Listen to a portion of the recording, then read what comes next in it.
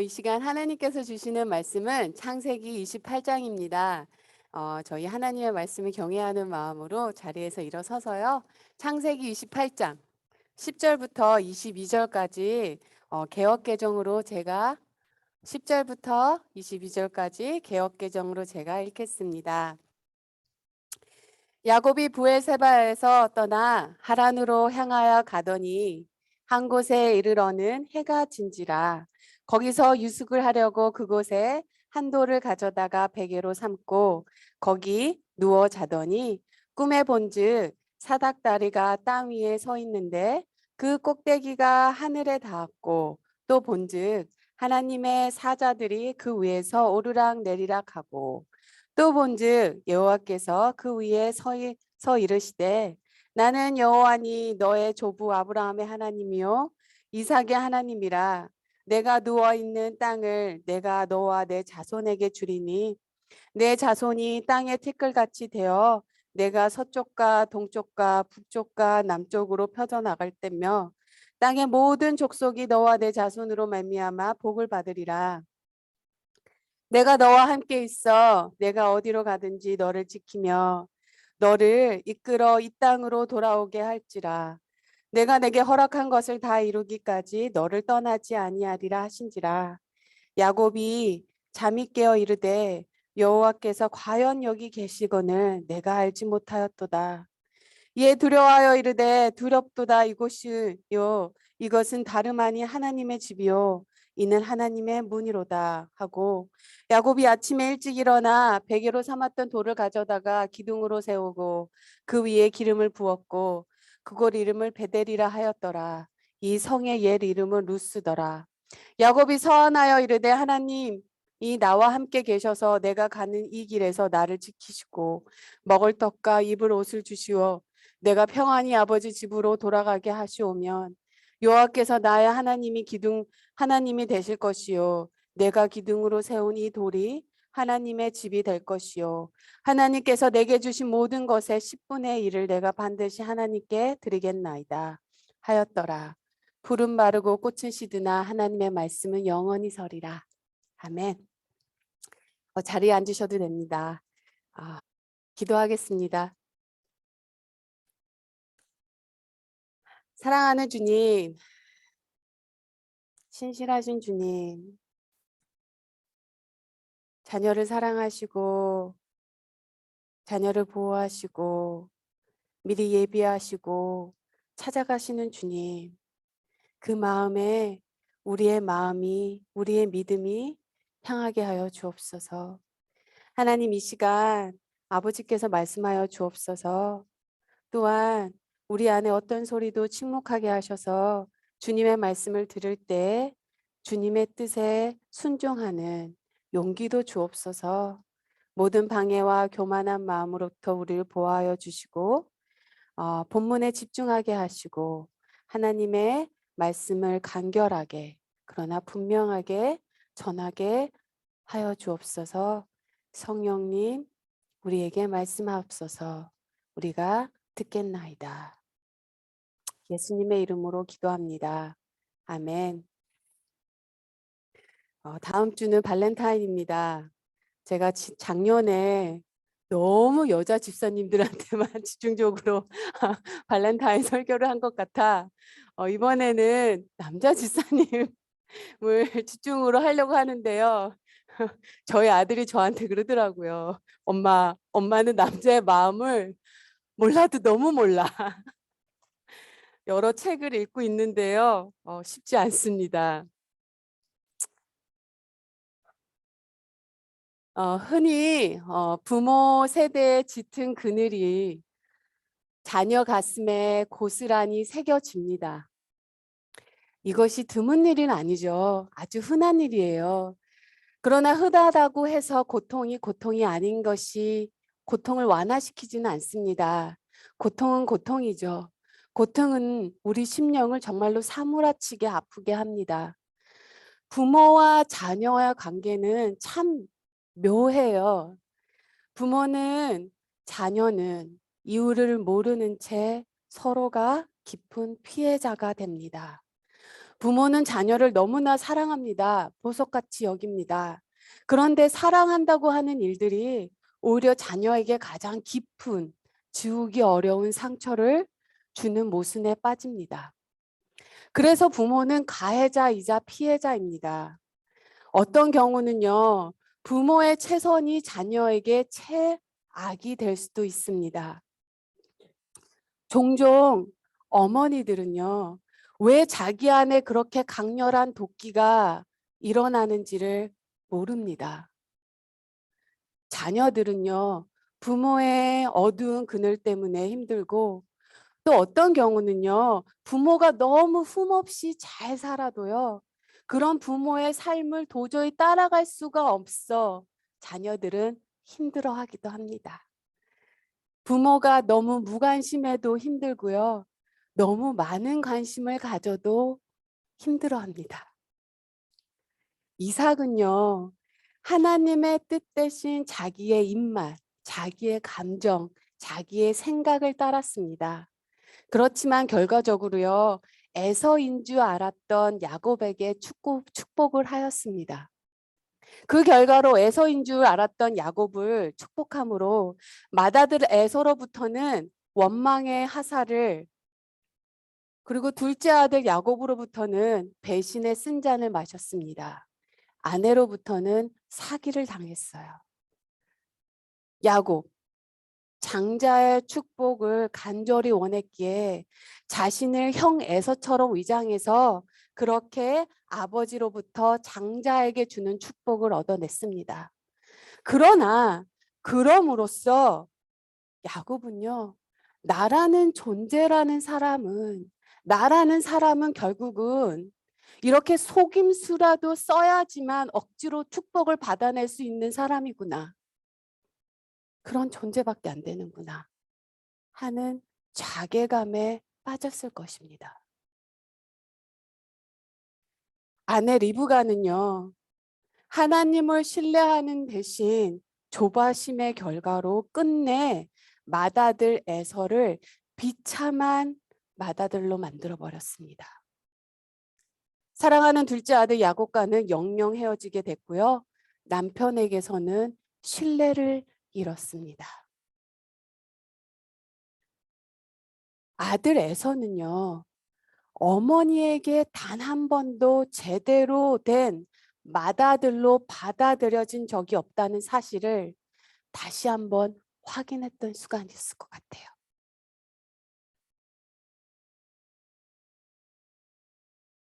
그리고 동생 야곱에 대해서는 살기를 느꼈고 동생을 죽이고 싶었습니다. 과연 이것이 야곱이 자신의 축복을 빼앗아 간 그 이유 하나였을까요? 아니었을 것 같아요. 이제까지 가족 안에서 생겼던 그 많은 상처들이 에서를 나는 한 번도 있는 그대로 받아진 적이 없구나. 내가 이 집에서 정말 맏아들이었던가. 그 모든 복잡한 감정이 이제 드디어 수면 위로 떠올랐습니다. 야곱을 죽이기를 원했고 야곱은 그를 형을 피해 도망쳐야만 했습니다. 상처가 상처를 낳았고 받은 상처가 또 다른 상처를 낳았습니다. 장남 에서의 살기를 느낀 엄마 리브가는 야곱에게 집을 떠날 명분을 줍니다. 바로 남편 이삭에게 다가가죠. 그래서 둘째 아들 야곱마저 저 에서같이 가나안 땅 여인을 아내로 맞아들이면 결국 이 말은 우리 집안에 이방인 며느리가 한 명만 더 들어오면 나는 진짜 미쳐버릴 거라고. 살아서 뭐 하겠냐고. 차라리 죽는 게 낫다고. 리브가의 말에 설득을 당했는지 아니면 돌아가는 상황을 보니 그 길만이 두 아들 다 살리는 길이겠다 싶어서 그런 건지 이삭은요, 아는데도 모른 척한 건지 아니면 정말 모른 척한 건지 하여튼 그렇게 하라고 합니다. 이렇게 야곱은요, 한 번도 떠나지 않은 그 친숙한 그 땅에서 한 번도 가보지 않은 하란의 외삼촌 댁으로 대구로 가게 되었습니다. 참 근데 아이러니한 게요. 아버지로부터 언약의 축복을 받은 야곱은요, 실제로요, 아버지의 재산을 한 푼도 가지고 나가지 못합니다. 오히려 에서가요, 그 집안 안에서 아버지의 재산을 다 가져요. 저는 에서는요, 어쩌면 그렇게 자신이 바랬던, 갈망했던 처음으로 맏아들로 있는 그대로 받아지는, 처음으로 자기 존재가 있는 그대로 받아지는 아버지와 어머니의 사랑을 받으며 살아본 시간이었던 것 같아요, 에서에게는. 사실 그런 것도 그러한 이유가요. 하나님이 약속하신 언약의 축복은요. 축복받은 자, 즉 야곱 자손을 통해서 언젠가는 온 땅의 복의 근원이 되시 예수님이 탄생하시는 그 축복을 말하는 거거든요. 로젠 플라톤이 야곱에 대해서 이런 말을 했어요. 훔친 축복과 장자권은 그에게 맷돌처럼 무거운 짐이었다.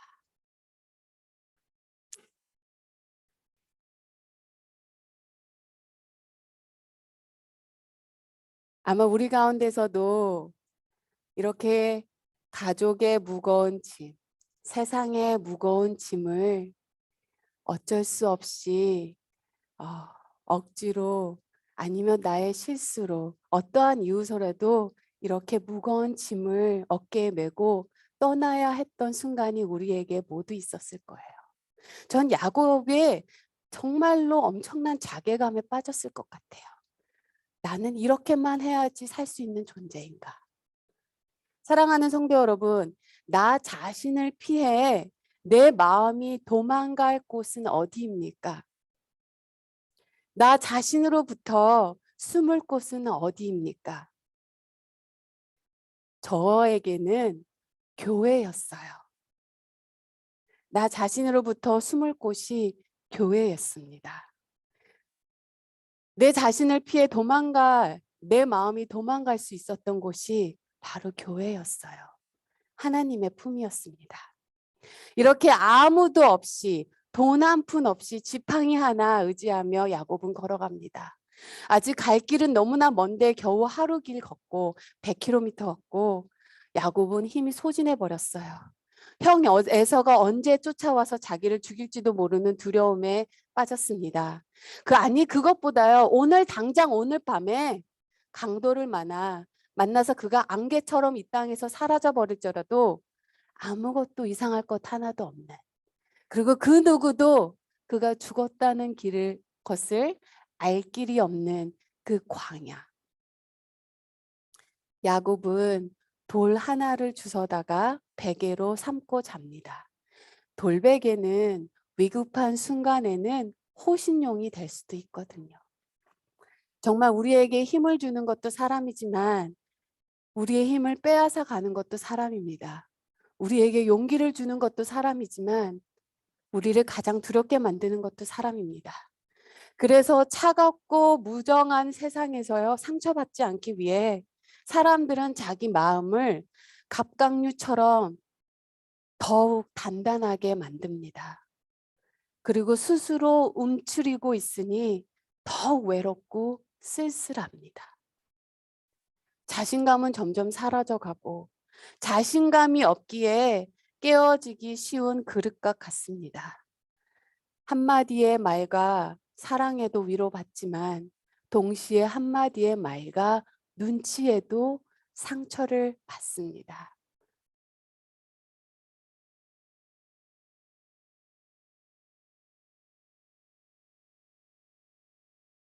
나 자신을 피해 내 마음이 도망갈 곳을 찾고 있는 그런 야곱에게 주님이 찾아오십니다. 야곱이 하나님을 찾은 것이 아니라 하나님이 야곱을 찾아내셨습니다. 찾아오신 것입니다. 이것이 복음입니다. 하나님이 야곱을 찾아내셨어요. 그리고 이제 나 진짜 나 혼자인가 보다. 이제 나 어떻게 살아가야 하나? 나 이제 어떻게 살지? 이런 성경에 이런 말이 나오죠. 도적질을 하자니 창피하고 땅을 파자니 힘이 없다고.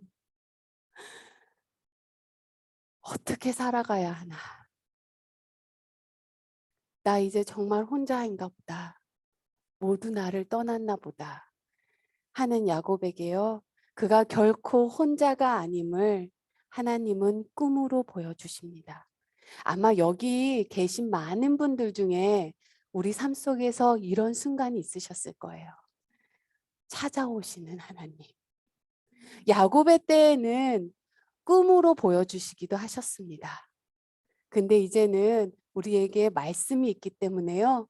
꿈보다는 말씀으로 기도 중에 또는 이렇게 환경으로 하나님께서 네가 혼자 아님을 알려주시죠. 아마 이런 간증이 우리 안에 많이 있을 거예요. 야곱은 꿈에 한 사닥다리를 보았는데 사닥다리의 한 끝은 땅 위에 서 있고 또 다른 끝은 하늘에 닿았습니다. 천사가 그 사닥다리를요 오르락 내리락 하고 있습니다. 이것은 하늘에 올라가기 위해서는 땅과 하늘을 연결해 주는 사닥다리가 필요하다는 거죠. 또한 하나님이 야곱에게 보여주신 이 꿈이 또 중요한 이유, 또 다른 이유는요. 이 환상을 예수님께서도 말씀하시기 때문이에요. 그리고 예수님이 보여주신 환상에는요. 사닥다리가 없고 사닥다리 대신 인자가 있었습니다. 천사들이 인자 위를 오르락 내리락 하고 있었습니다. 예수님이요. 요한복음 1장 50절을 보면요. 예수님이 나다나엘에게 말합니다. 내가 너를 무화과 나무 아래에서 보았다 함으로 믿느냐? 이보다 더 큰 일을 보리라. 또 이르시되 진실로 진실로 너희에게 이르노니 하늘이 열리고 하나님의 사자들이 인자 위에 오르락 내리락 하는 것을 보리라. 땅과 하늘을 연결시켜 주는 것은 이제 더 이상 사닥다리가 아니라 예수님입니다. 성경 전체의 맥락에서 이 말씀을 이해한다면요. 구약에서의 사닥다리는 신약에선 십자가입니다. 십자가에 못 박혀 돌아가신 예수님이 사닥다리 되신다는 거죠. 사랑하는 성도 여러분, 저와 같이 우리 모두와 같이 불쌍한 영혼이 하나님 앞에 다가갈 수 있는, 나아갈 수 있는 유일한 길은 바로 이 사닥다리 되시는 십자가라는 것입니다. 그리고요, 그 사닥다리는 가장 중한 죄인이 자신의 죄의 무게를 다 실어 밟는다 해도 능히 견딜 수 있을 만큼 강합니다. 하나님이 말씀하십니다. 또 본즉 여호와께서 그 위에 서서 이르시되 나는 여호와니 너의 조부의 아브라함의 하나님이요 이삭의 하나님이라.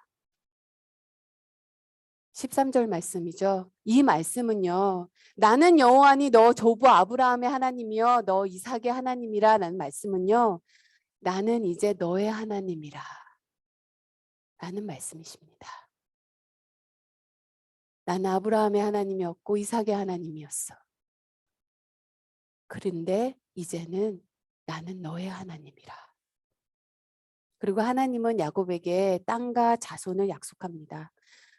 14절 말씀 내가 누워있는 땅을 내가 너와 내 자손에게 주리니 내 자손이 땅의 티끌같이 되어 내가 서쪽과 동쪽과 북쪽과 남쪽으로 퍼져나갈지며 하나님께서 약속하신 것은 땅과 자손뿐만이 아닙니다. 하나님은 이제 끝인가 보다.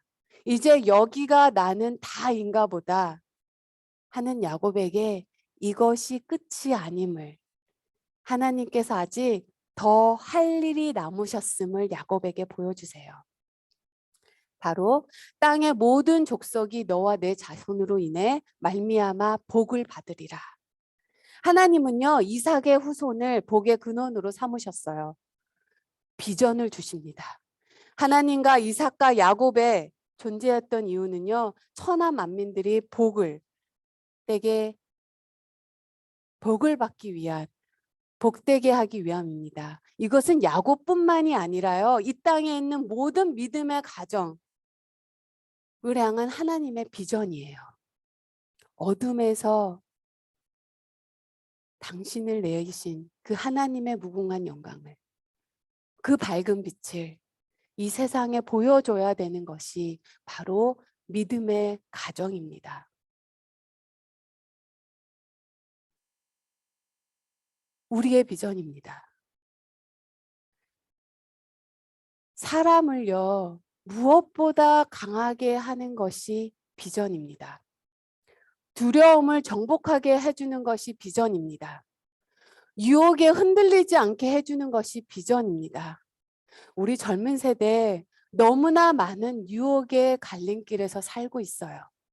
클릭 하나면 너무나 쉽게 세상 것으로 빠져들 수 있는, 정말로 자기 안에요, 기둥이 세워져 있지 않으면, 비전이 있지 않으면 그 유혹을 떨쳐낼 힘이 어디서 나올까요? 이 땅에서 말씀대로 사는 거는 정말로 죽기를 각오해야 되는 일입니다. 하나님을 살리하면서 신뢰하면서 사는 길, 예수님 쫓아가는 길, 너무나 힘들고 고난스러워도 견딜 수 있게 해주는 것이 바로 사명입니다. 그리고 하나님의 꿈은 하나님으로부터 내려옵니다. 비전은요, 내가 무언가를 하려고 하는 것이 아닙니다. 하나님께서 주시는 거예요. 요셉이, 우리가 요셉을 꿈꾸는 자라고 하죠. 그래서 많은 목사님들이요, 우리가 요셉같이 꿈을 꿔야 된다고 합니다. 근데 요셉에게도요, 꿈이, 하나님이 요셉에게 꿈을 내려주셨어요. 요셉이 꿈을 꾸려고 노력했던 게 아닙니다. 하나님으로부터 비전은 오게 되어 있어요. 우리는 그런 하나님을 바라보는 것뿐입니다. 시선의 방향을 바꾸는 거예요. 제가 너무나 여러 번 반복해서 얘기했는데요. 우리가 시선을 바꾼다는 거, 내 마음의 흐름을 바꾼다는 거 참 쉬운 것 같은데요. 참 어려운 일이기도 해요. 이스라엘 민족이 광야에서요, 그 놋뱀, 장대 위에 달린 놋뱀 바라보는 게 뭐가 그렇게 어렵습니까? 바라보기만 하면 살 수 있다는데. 그런데 그 시선 하나 바꾸는 그것을 하지 못해 수많은 백성들이 그 광야에서 죽어나갔어요. 시몬 느웨일이 하나님을 만나는 일에 대해서, 사건에 대해서 이런 말을 했습니다. 우리는 하나님을 향한 한 발자국도 나갈 수가 없다. 우리는 제대로 서서 걸을 수도 없다.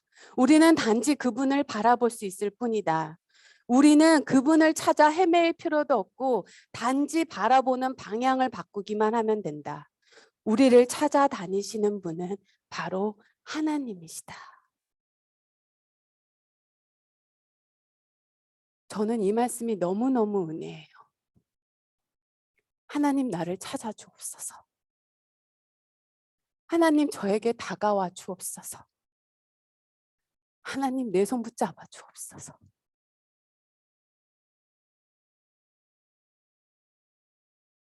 주님의 딸이 어둡고 힘겨운 순간에 앉아 있습니다. 오셔서 나를 찾아 주옵소서. 하나님은요, 그렇게 고백할 때 반드시 찾아오십니다. 하나님이 약속하십니다. 야곱에게 내가 너와 함께 있어 이 약속의 땅을 반드시 이 약속의 땅으로 반드시 데리고 올 것이라. 15절 말씀, 내가 너와 함께 있어 내가 어디로 가든지 너를 지키며 너를 이끌어 이 땅으로 돌아오게 할지라. 아직 끝나지 않았어. 네 삶을 통해 내가 이루고자 하는 것이 아직 남아 있어. 내가 반드시 너를 이곳으로 다시 돌아오게 하리라. 하나님이 끝이 아니라 하기 전에는 끝이 아닙니다. 우리가 세상을 살아가다 보면요, 정말 더 진짜 끝인가 보다, 여기가 끝인가 보다 라고 생각했던 순간이 있는데요, 지나고 보면 하나님께서 또 살 길을 열어주시더라고요. 그리고 마지막으로 하나님은요, 가장 큰 축복, 바로 주님이 함께 하실 것을 약속하십니다. 15절 말씀, 내가 내게 허락한 것을 다 이루기까지 너를 떠나지 아니하리라 하신지라. 내가 내게 허락한 것을 다 이루기까지 너를 떠나지 아니할 것이라. 사막이 어떤 곳입니까? 사막은요, 우리로 하여금 하나님 나와 함께 계시지 않으신가 봐. 하나님 나를 사랑하지 않으신가 봐. 우리로 하여금 의심하게 만드는 것이 사막입니다. 나를 향한 하나님의 사랑을, 내 삶을 향한 하나님의 계획을 의심하게 만드는 그곳에서 하나님은 그를 찾아오셨고 만나주셨어요. 그리고 아무것도 없는 그 평범하기 그지가 없는, 오죽하면요 그 장소의 이름도 먼저 밝히지 않았어요.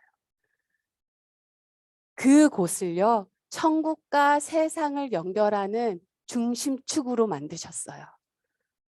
야곱은 그곳에서 엎드려 하나님께 예배드리고 베델, 하나님의 집이라는 이름을 붙입니다. 그리고 야곱이 고백합니다. 16절 말씀, 여호와께서 과연 여기 계시거늘 내가 알지 못하였도다. 아마 우리 안에서도 이런 고백이 있었을 거예요.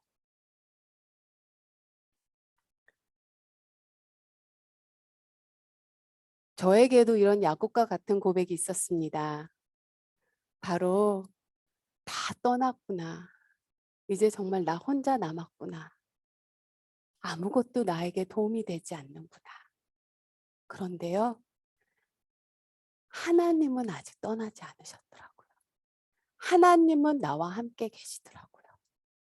그때 고백이 나왔습니다. 하나님 한 분이면 충분하구나. 우리가 혼자 남을 때가 정말로 있어요. 내가 의지했던 모든 사람들, 내가 그리고 의지했던 모든 것들, 스펙, 집안, 인맥, 능력, 격려, 부모님들, 또 어느 삶의 순간에는요, 나에게 아무런 도움이 되지 못하는 순간이 찾아오더라고요. 아, 정말 나 이제 혼자구나. 근데 하나님 떠나지 않으셨더라고요. 하나님 함께 하셨더라고요. 주님 한 분이면 충분하구나.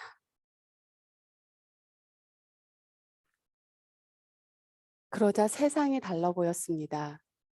상황은 변한 게 없어요. 근데 내가 다른 존재가 되어버린 거예요. 마음에 힘이 생깁니다. 삶의 방향이 뚜렷해져요.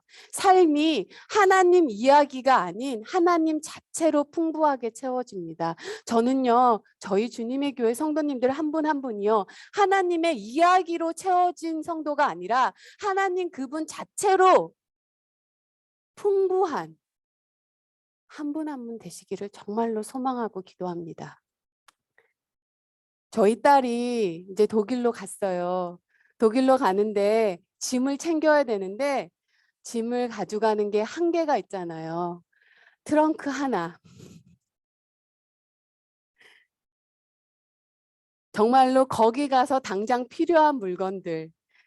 샴푸, 린스, 트리오부터 시작해서 고추장부터 시작해서 햇반까지 모든 물건을 미니 사이즈로 다 포장을 해서 당장 쓸 수 필요한 것을 챙기더라고요. 무게가 오버됐습니다. 다시 시작. 무게가 또 오버됐습니다. 다시 시작. 그렇게 챙기면서요, 내 안에 이런 마음이 들더라고요. 이 땅의 육의 부모도 자녀가 필요한 것을 알아서 이렇게 예비하는데 하나님은 나의 내일을 얼마나 예비하실까? 하나님은 하나님의 딸인 나를 얼마나 그 필요한 것을 미리 준비하시고 마련해 두셨을까? 그런 마음이 드니까요. 짐 싸는 그곳이요. 하나님의 임재가 풍성히 임하더라고요. 여기가 하나님의 집이요. 하늘의 문이구나. 라고 제가 고백을 했습니다. 사랑하는 성도 여러분, 우리의 하나님은 좋으신 아버지 되시는 하나님이세요. 좋은 아버지 되시는 하나님께서는요, 자녀의 눈물을 흘리며 울부짖는 그 소리를 귀를 기울이시고요. 그들의 슬픔에 동참하시고요. 그들을 사랑의 눈으로 보시고요. 그리고 그들의 필요를 미리 아시는 하나님께서는 미리 예비하시고 준비하신다는 거예요. 내가 하나님과 함께 하기를 원하는 것보다 하나님이 나와 함께 하기를 원하는 게 더 크신 거예요. 우리가 이렇게 예배드리는 하나님은 자녀의 슬픔에 대해 그저 묵묵히 구경하는 분이 아니세요. 사닥다리 되시는 그 사닥다리를 통해 천사들도 올라가지만요. 우리의 찬양과 우리의 눈물과 우리의 탄식도 올라갑니다. 모든 축복이 내려오는 길도 바로 이 길이에요. 예수 그리스도를 통하지 않고서는요. 그 어떠한 은혜도 자비도 우리에게 임하지 못한다는 것입니다. 정말로 우리가 절망 속에 예수님의 이름을 눈물로 부를 때가 있어요. 가정으로부터 상처, 사회로부터 상처, 절대 무너지지 않을 것 같은 편견으로부터 상처, 무엇보다요, 경쟁으로부터 이 경쟁의 처절함으로부터 받는 상처. 집사님 때들은요, 집사님 학교 다니실 때는 성적표가 우미, 수미, 수미 양가로 나오셨죠. 수, 우수할 수, 미, 아름다울 미, 양, 양호할 양, 가를 모르겠어요. 가능한 가능성 있어. 괜찮아. 그런데 우리 세대는요. 절대평가를 상대평가로 만들었어요. 엄마 나 오늘 과학 100점 맞았다? 나 100점 맞았어. 엄마 나 수학 100점 맞았어. 정말 잘했다. 너 진짜 잘했다 내 딸아. 그런데 너희 반에서 몇 명이나 100점 맞았어?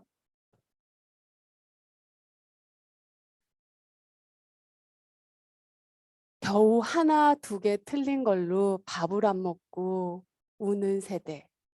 우리가 살고 있는 세대는요, 능력주의를 신봉하는 사회입니다. 경쟁을 부추기는 세상에서 우리가 살고 있어요. 세상은요, 실패가 내 책임이라고 말합니다. 끊임없이 내 책임으로 만들고 있어요. 그렇게 되다 보니까요, 더 큰 세계 속에 내가 속해 있다는 것보다요, 치열하게 결과를 위해서 노력해야 하는 것만이 내 삶의 전부처럼 살아가고 있어요.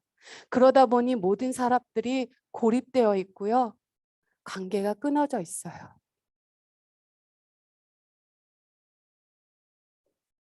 외로운 삶을 살게 됩니다. 살고 있죠. 그런데 제가 좋아하는 시편 127편 말씀에서 시편 127편에서 이렇게 말을 합니다. 너희가 2절을 읽을게요. 너희가 일찍 일어나고 늦게 누우며 수고의 떡을 먹음이 헛되도다. 그러므로 여호와께서는 그의 사랑하는 자에게 잠을 주시는도다. 사실 2절 말씀은 참 이해하기가 좀 어려운 말씀이에요. 2절 말씀은요. 1절 말씀으로 이해가 됩니다. 바로 1절 말씀. 여호와께서 집을 세우지 아니하시면 세우는 자의 수고가 헛되고 여호와께서 성을 지키시지 아니하시면 파수꾼의 깨어 있음이 헛되도다. 만일요. 세상을 우리가 운영한다고 받아들이면요. 우리는 쉬지 못해요. 우리는 잠을 취할 여력도 없습니다.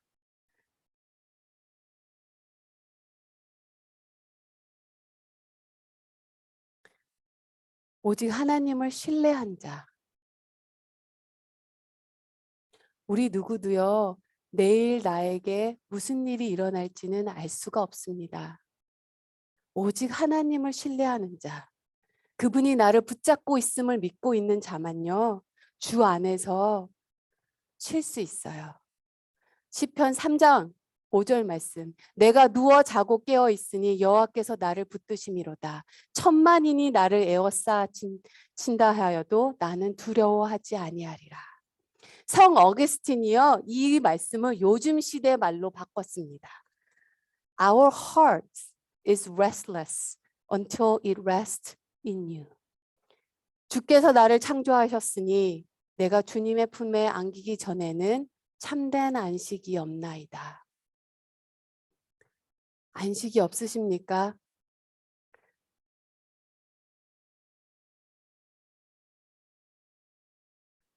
불확실한 미래에 두려우십니까? 내가 컨트롤할 수 없는 것은 내 것이 아닙니다. 자녀도 내가 컨트롤할 수 없기 때문에 자녀도 내 것이 아닙니다. 내일도 내가 컨트롤할 수 없기 때문에 내 것이 아닙니다. 내일은 처음부터 하나님의 영역이었어요. 그래서 우리는요, 나는 이제 너의 하나님이라. 그리고 찾아오시는 그 하나님, 그 하나님의 사랑에 우리의 소망을 둘 뿐입니다. 사랑하는 성도 여러분, 혹 폭풍 가운데, 질병 가운데 계십니까? 예배 후 집으로 들어가셔서요, 이렇게 고백해 보세요. 하나님께서 과연 여기 계시거늘 내가 알지 못하였구나. 지독한 가난을 겪고 계십니까? 집에 돌아가신 후에 거실 한복판에 서서 고백해 보세요. 여호와께서 과연 여기에 계시거늘 내가 알지 못하였도다. 외로움을 겪으시는 분, 아무에게도 말 못하는 가정의 문제로 속상한 일도 있을 것입니다. 예배 후에 자녀의 방에 들어가서 이렇게 고백해 보세요. 괜찮아. 하나님께서 과연 여기에 계시는도다. 오늘은 성찬식이 있습니다. 이 성찬식은요, 우리와 함께 하시는 하나님. 나는 이제 너의 하나님이라. 그리고 우리가 눈물로 주님의 이름을 부를 때 찾아오시는 그 하나님을 바로 우리가 함께 고백하는 시간입니다. 좋으신 아버지 되시는 하나님이 정말로 나의 하나님이신 것이 너무나 너무나 감사합니다.